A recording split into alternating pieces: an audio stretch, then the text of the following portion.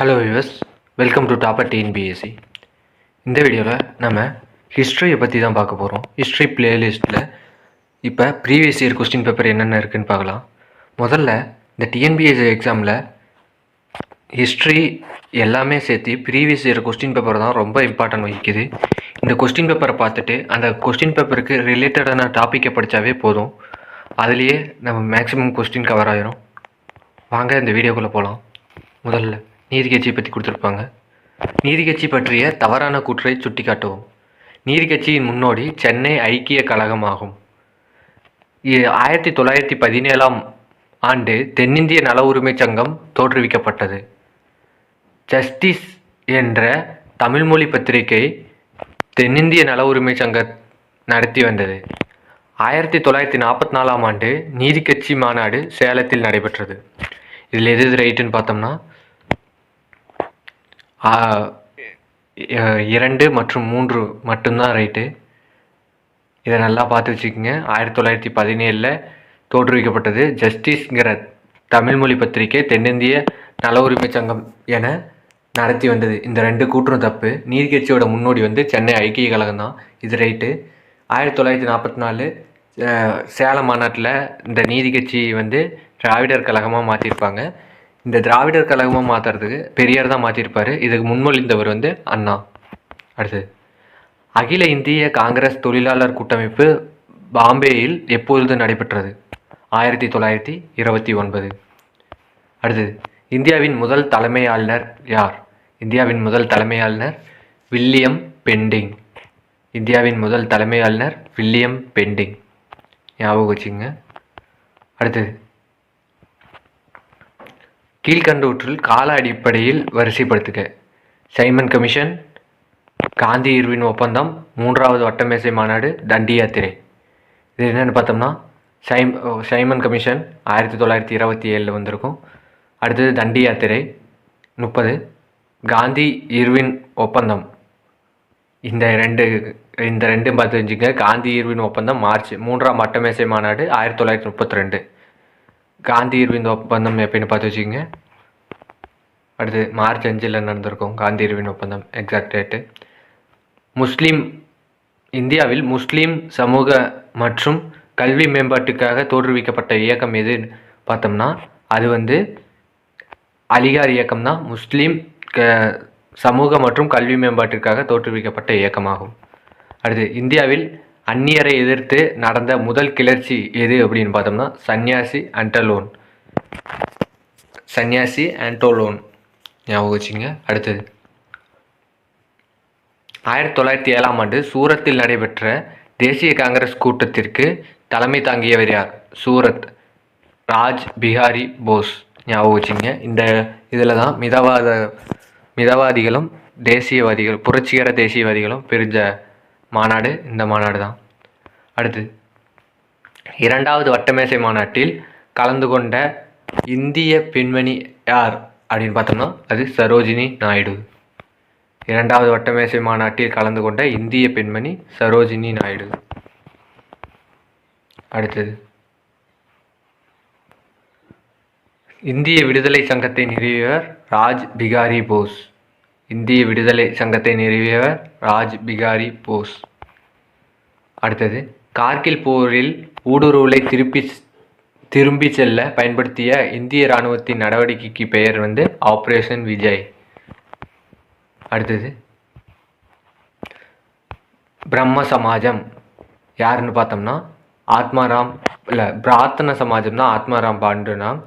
ஆரிய சமாஜம் தயானந்த சரஸ்வதி. தேவ சமாஜம் அப்படின்னு பார்த்தோம்னா அது சத்யானந்த அக்னிகோத்ரி.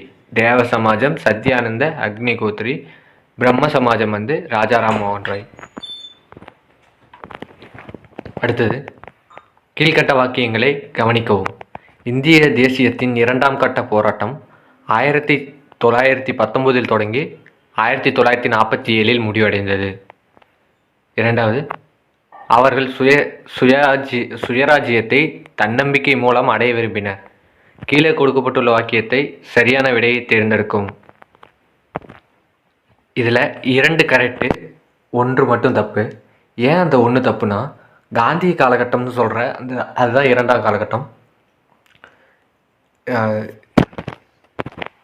காந்திய காலகட்டம் 1919 1947 வரைக்கும் 1915 1947 வரைக்கும் வரும். அதனால் இது தப்பு. அடுத்தது, எந்த ஆண்டு இந்திய பல்கலைக்கழக சட்டம் நிறைவேற்றப்பட்டது? 1904. அடுத்தது, பின்வருவனவற்றுள் எந்த இலக்கியத்தில் திருவோணம் என்ற திருவிழா குறிப்பிடப்பட்டுள்ளதுன்னு பார்த்தோம்னா அது மதுரை காஞ்சி. அடுத்தது, எந்த வருடத்தில் டச்சுக்காரர்கள் பழவேற்காட்டில் தங்களது வாணிப தலங்களை நிறுவினர் பார்த்தோம்னா 1610 பழவேற்காடு. ஞாபகம் வச்சுங்க, பழவேற்காடு. அடுத்தது, 1922 காந்திஜி பின்வரும் எந்த செய்தித்தாளில் தனது கட்டுரைகளை எழுதியதற்காக 6 வருடம் தண்டனை விதிக்கப்பட்டார்? Young India. யங் இந்தியாவில் தான் 6 வருடம் தண்டனை. ஞாபகம் வச்சுங்க. அடுத்தது, முஜாப்பூர் நீதிபதி கிங்ஸ்ஃபோர்டு மீது வெடிகுண்டு வீசியவர் யார்? குதிராம் போஸ். ஞாபகம் வச்சுங்க. அடுத்தது, 1921 மாப்னா கழகம் நடைபெற்ற இடம் கேரளா. அடுத்தது, ஆங்கில ஆட்சியின் போது கொண்டு வரப்பட்ட பத்திரிகை தடை சட்டம் எதுன்னு பார்த்தோம்னா அது தாய்மொழி பத்திரிகை சட்டம் 1878. இதை வெர்னாகுலர் ப்ரெஸ் ஆக்ட் ஆஃப் 1878 கொடுப்பாங்க. அதாவது அவங்க தமிழ்லேயே வெர்னாகுலர் ப்ரெஸ் ஆக்ட்னு கொடுப்பாங்க. அதை ஞாபகம் வச்சுக்கோங்க. அடுத்தது, கீழ்கண்டவற்றை பொருத்தணும். கிழக்கிந்திய கம்பெனி ஆட்சி முடிவுக்கு வருதல் 1858. அடுத்து, வகுப்புவாரி பிரதிநிதித்துவம் 1919. மாகாணங்களில் இரட்டையாட்சி 1919. மத்தியில் இரட்டையாட்சி அறிமுகம் 1935. இந்த 1935 சட்டம் ரொம்ப இம்பார்ட்டன்ட். அதையும் படித்து வச்சுக்கோங்க. அடுத்து, தவறான இணையை அடையாளம் காணணும். இதையும் பாருங்கள். பிரம்ம சமாஜம் அப்படின்னா ராஜாராம் மோகன் ராய் 1828. அடுத்து, இளம் வங்காள இயக்கம் ஹென்றி விவியன் டெரோசியோ 1909. ஆரிய சமாஜம் சுவாமி தயானந்த சரஸ்வதி 1875. பிரார்த்தன சமாஜம் ஆத்மாராம் பாண்டுரங் 1888. இதில் எது தவறுன்னு பார்த்தோம்னா 2, 4 தவறு. எதனால் தப்புன்னு பார்த்தோம்னா இளம் வங்காள இயக்கம் விவியன் டெரோசியோ தான் நடத்தியிருப்பார். ஆனால் 1826. இதில் ஆத்மாராம் பாண்டுரங்க தான். ஆனால் 1867 இதை ஞாபகம் வச்சுக்கோங்க. அடுத்தது,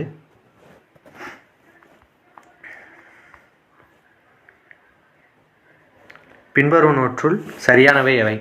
புகையிலை போர்ச்சுகீசியரால் முதலாக இந்தியாவிற்கு கொண்டு வரப்பட்டது. புகையிலை உற்பத்தியில் இந்தியா 3வது இடத்தை பெறுகிறது. இந்தியாவில் புகையிலை உற்பத்தி செய்யும் மாநிலங்கள் தமிழ்நாடு, ஆந்திர பிரதேஷ் மற்றும் கர்நாடகா. இதில் 1, 2, 3 சரி. அடுத்தது, அணு ஆயுதப்படை ஒப்பந்தம் கையெழுத்தான ஆண்டு 1963. அணு ஆயுத தடை ஒப்பந்தம் கையெழுத்தான ஆண்டு 1963. அடுத்து, உலக நீதிமன்றம் எந்த நாட்டில் உள்ளது? நெதர்லாந்து. ஞாபகம் வச்சுங்க, உலக நீதிமன்றம் நெதர்லாந்து. அடுத்தது, ஐக்கிய நாடுகள் கழக தலைமையகம் எங்குள்ளது? நியூயார்க். உலக நீதிமன்றம் நெதர்லாந்தில் இருக்குது. ஐக்கிய நாடுகள் கழக தலைமையகம் நியூயார்க். அடுத்தது, பொருத்தணும். தனிநபர் சத்தியாகிரகம் 1940. வெள்ளையினை வெளியேறு இயக்கம் 1942.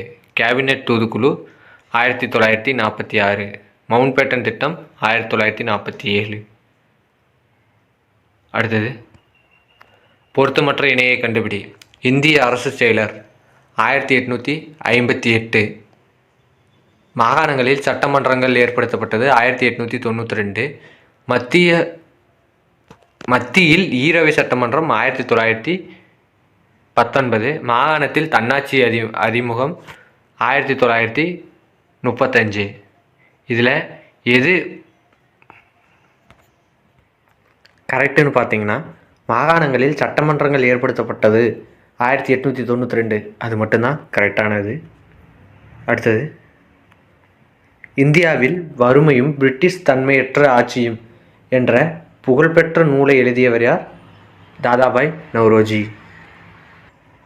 ஜவஹர்லால் நேரு எந்த நாளில் ராவி நதிக்கரையில் உள்ள லாகூரில் இந்திய சுதந்திர மூவர்ண கொடியை ஏற்றினார் அப்படின்னு பார்த்தோம்னா 1 ஜனவரி 1930.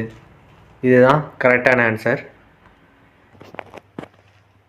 வினோய் தாமோதரா சவார்கரின் குரு யார் அப்படின்னு பார்த்தோம்னா பால கங்காதர் திலகர். இதை ஞாபகம் வச்சுங்க. விநாயக் தாமோதர் சவார்கரின் குரு யார்? பாலா கங்காதர் திலக். அடுத்தது, தக்கான கல்வி சமுதாயம் எந்த ஆண்டு நிறுவப்பட்டது? 1884. அடுத்தது, சுதந்திர இந்தியாவில் நில சீர்திருத்த நடவடிக்கைகள் ஒரு பகுதியாக இடைத்தரகர்களை ஒழிப்பதற்காக சட்டம் முதலில் ஆலோசிக்கப்பட்டது சென்னையில். அடுத்தது, இந்திய சேவகர்கள் சங்கத்தை ஏற்படுத்தியவர் கோபாலகிருஷ்ண கோகலே. இந்திய சேவகர்கள் சங்கத்தை ஏற்படுத்தியவர் கோபாலகிருஷ்ண கோகலே. அடுத்தது, 1876ஆம் ஆண்டு இந்திய சங்கத்தை தோற்றுவித்தவர் சுரேந்திரநாத் பானர்ஜி. இந்திய சங்கத்தை தோற்றுவித்தவர் சுரேந்திரநாத் பானர்ஜி. அடுத்தது, சுபாஷ் சந்திர போஸ் தேசிய முற்போக்கு கட்சியை தொடங்கிய ஆண்டு ஃபார்வர்ட் பிளாக்னு சொல்லுவாங்க, 1939. அடுத்தது, காங்கிரஸ் ஆட்சியிலிருந்து விடுதலை பெற்ற நாளாக கீழ்காணும் எந்த நாளை ஜின்னா கொண்டாடினார் பார்த்தோம்னா டிசம்பர் 22, 1939. அடுத்து, போர்ச்சுகீசியர் இந்தியாவில் ஆட்சிக்கு உண்மையில் அடித்தளம் அமைத்தவர்கள் யார் அப்படின்னு பார்த்தோம்னா அல்புகர்க் அப்படிங்கிறவர் தான். இந்தியாவில் போர்ச்சுகீசியர் ஆட்சிக்கு உண்மையில் அடித்தளம் அமைத்தவர் அல்புகர்க் தான். அல்ஃபோன்சா டி அல்புகர்க் அப்படின்னு சொல்லுவாங்க. அடுத்தது,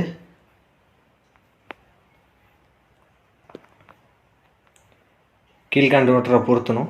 வங்கப்பிரிவினை 1905, லக்னோ ஒப்பந்தம் 1916, உப்பு சத்தியாகிரகம் 1930, வெள்ளையனே வெளியேறு இயக்கம் 1942. அடுத்து, அனைத்திந்திய பணிகளின் தந்தை என்று அழைக்கப்படுபவர் சர்தார் வல்லபாய் பட்டேல். அடுத்தது, முதலாவது அகில இந்திய மக்கள் தொகை கணக்கெடுப்பு நடத்தி முடிக்கப்பட்ட ஆண்டு என்னன்னு பார்த்தோம்னா 1872. அகில இந்திய கணக்கெடுப்பு மக்கள் தொகை கணக்கெடுப்பு தான். அடுத்தது, கல்கத்தாவில் முகமதிய இலக்கிய கழகம் எப்போது தோற்றுவிக்கப்பட்டதுன்னு பார்த்தோம்னா 1863. அடுத்தது, முதலாவது தயானந்த ஆங்கிலோ வேத பள்ளி நிறுவப்பட்ட இடம் லாகூர். அடுத்தது, கல்கத்தா மாநகராட்சி சட்டம் அது எப்படின்னு பார்த்தோம்னா 1899. பல்கலைக்கழக சட்டம் 1904. வங்கப்பிரிவினை 1905. சூரத் பிளவு 1907. அடுத்தது,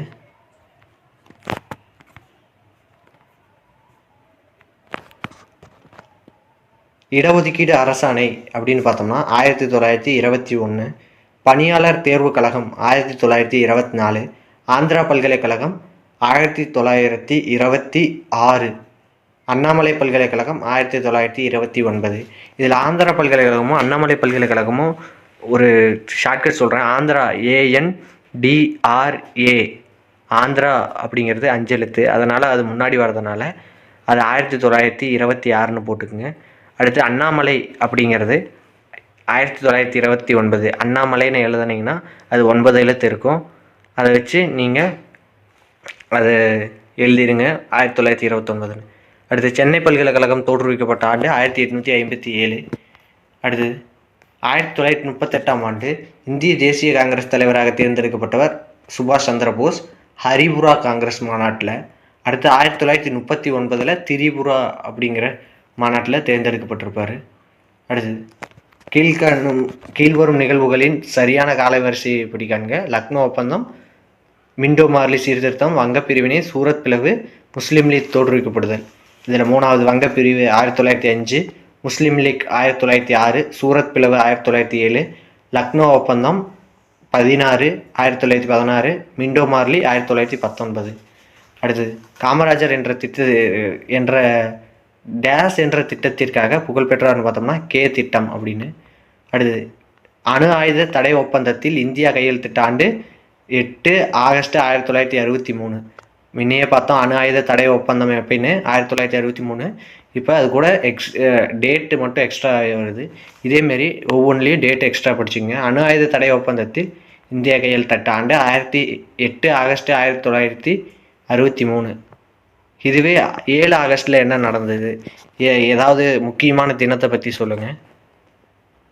அணு ஆயுத அடுத்தது 1907ஆம் ஆண்டு ஜெர்மனியில் நடைபெற்ற சர்வதேச சோசியலிச கருத்தரங்கில் கலந்து கொண்ட இந்திய பிரதிநிதி யாருன்னு பார்த்தோம்னா மேடம் காமா அப்படிங்கிறவங்க தான். அடுத்தது 1905 லண்டனில் தொடங்கப்பட்ட இந்திய ஹோம் ரூல் அமைப்பு யாரால் தொடங்கப்பட்டதுன்னு பார்த்தோம்னா சியாம்ஜி கிருஷ்ணவர்மா. அடுத்தது விவேகானந்தர் ராமகிருஷ்ண மடத்தை தொடங்கிய ஆண்டு 1898 தான் தொடங்கியிருப்பார். ஞாபகம் வச்சுங்க, 1898. அடுத்தது ஜெய்ஹிந்த் என்ற வாழ்த்து முழக்கத்தை அறிமுகப்படுத்தியவர் சுபாஷ் சந்திரபோஸ். அலிகார் இயக்கத்தை நிறுவியவர் சர் சையது அகமது கான். இதில் பாருங்கள் அகமது ஃபிரல்வி அப்படின்னு கொடுத்துருக்காங்க, நம்ம அகமது கான் மட்டும்தான் எடுக்கணும். அடுத்து 1920ஆம் ஆண்டு சென்னை மாநில முதலமைச்சராக பதவி வகித்தவர் ஏ. சுப்புராயன் ரெட்டியார். ரெட்டியார்பாங்க. 1920 இவர் தான் சென்னை மாநில முதலமைச்சர் அப்படின்னு சொல்கிறாங்க. அடுத்து இந்தியாவில் முதல் பல்கலைக்கழகம் நிறுவப்பட்ட ஆண்டு 1857. முன்னதான் பார்த்தோம் சென்னை பல்கலைக்கழகம்.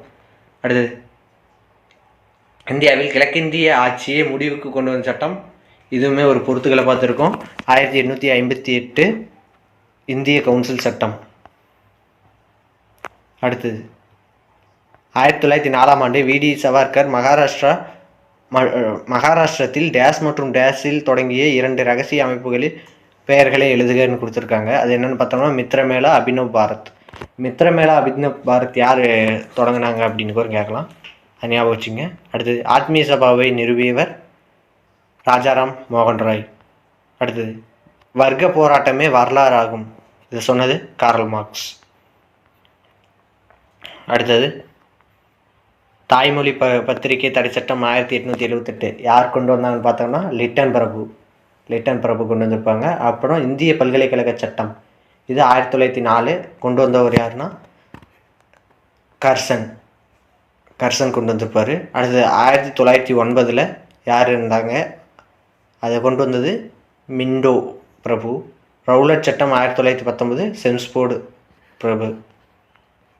அடுத்து வாதாபி இயக்கத்தை தொடங்கியவர் யார் அப்படின்னு பார்த்தோம்னா அகமது ஆஃப் பிரேலி.